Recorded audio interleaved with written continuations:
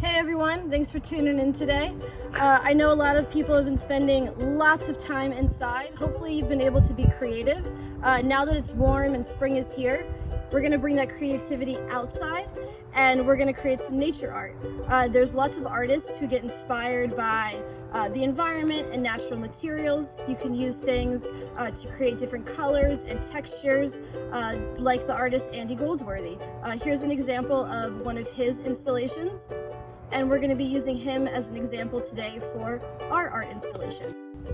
I've already collected a few things from around the Ashokan campus. I'm going to take a few minutes in the woods here and collect some more materials, and then I'm going to create a great installation. So let's see what we can make.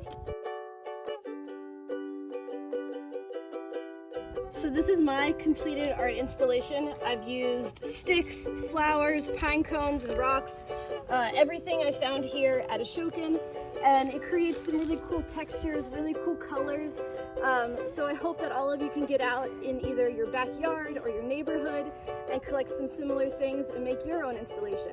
If you do, please take a picture, share it in the comments, and we can't wait to see what you come up with.